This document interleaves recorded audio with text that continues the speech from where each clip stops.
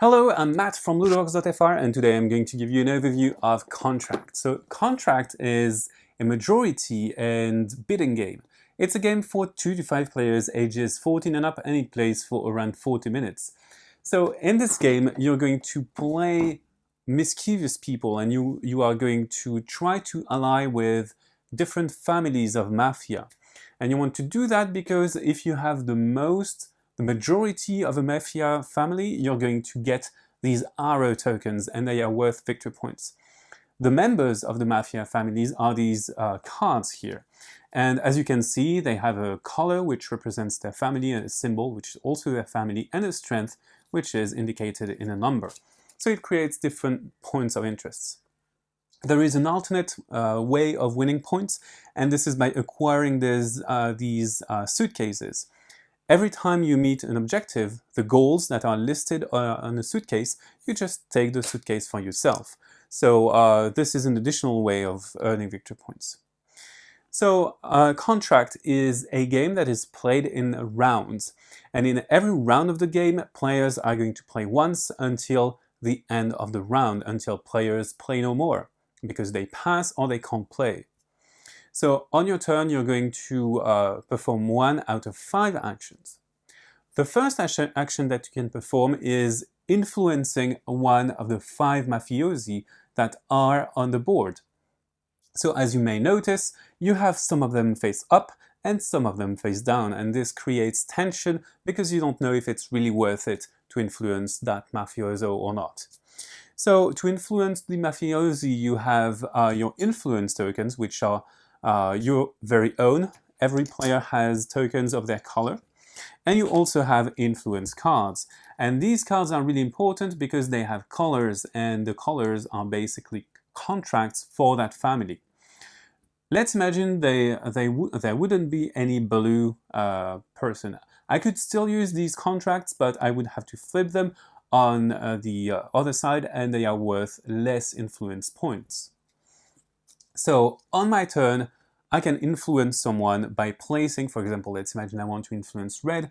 I'm going to place one of my tokens at least, which is worth 1 influence point, and cards. So for example, I could place a contract for reds, and let's imagine I don't want blue. I'm going to play the blue card, but on the other side, so I'm going to get 1 point, 2, 3 points, and half a point, 3.5 points. So that's it for my turn. Now you know how to perform an action. You can also, as the second action that you can perform, you can also reinforce an influence that you've placed. So for example, let's imagine that someone went there to the Rodrigos. I want to ensure my grip on the Rodrigos, so I am going to play an additional card on there. I can spend influence tokens as well. It's really up to me. The third action that I can do is simply passing. So passing enables me to see what other players do because I can come back at any time during the round. However, if all players pass, this is the end of the round. So I have to be wary of not passing too often because I need to spend my resources. I told you we had the choice of 5 actions. So the 4th one and the 5th one are basically moving these characters here. We have Copper and the Dirty Cop. Copper is basically a bonus if you get the mafioso on which Copper is sitting. So you may pay half a dollar to send Copper anywhere but the Dirty Cop card. You can't move onto the Dirty Cop card. So for example, let's imagine I could do that by spending half a dollar. I'm moving that character, that Copper here, and then that's my action. However, for an action and 1 full dollar, I may move the Dirty Cop. And when I move the Dirty Cop, what happens is basically that I can move it to any space, even the space where Copper is, because I know how police works and I can even drive Copper away on another space. Again, having that character at the end of the round on a spot of a mafioso I'm going to win is going to earn me bonuses. So once you have performed your action, you are going to move on to the next player, and so on and so forth, until nobody plays for a full table turn. If it is the case, the round ends and we are going to count up influence. To resolve influence, you're going to go from left to right. So for example, in this case, we have a problem here. So in this case, the purple player is going to get that card because that player influenced more than the black player. Then if a card wasn't influenced, it gets discarded and removed from the game altogether. In this case, the purple player is the only one to have influenced. That player gets the card, and I might add, you know, he has that bonus. And that bonus is basically getting the Dirty Cup cards, which is worth 1 more influence for the next round. So it's kind of good. The black family is not a family, an ordinary mafia family.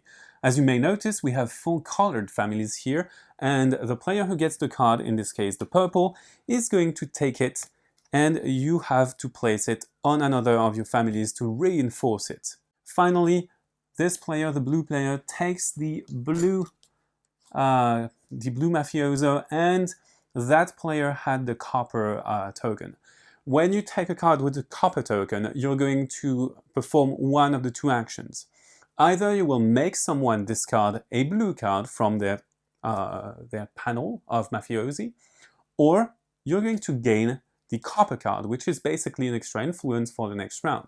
At any given point during the game, if you manage to meet the goals of any of those suitcases, you're going to grab it and place it in your play area. That means that you have made and completed an objective, and it's worth victory points at the end of the game.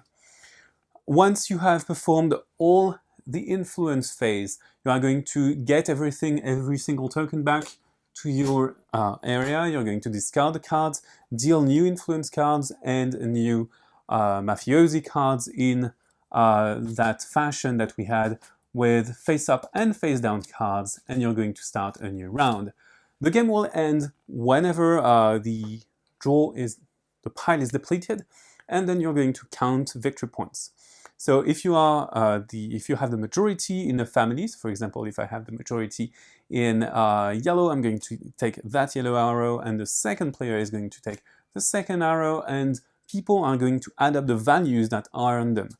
And once you have counted all of the values from the tokens and the suitcases you've got, you have your total score, and the highest is the winner.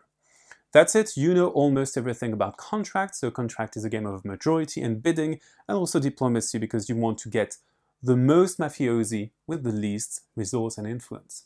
That's it, folks. Bye-bye, and see you on LudoVox.fr.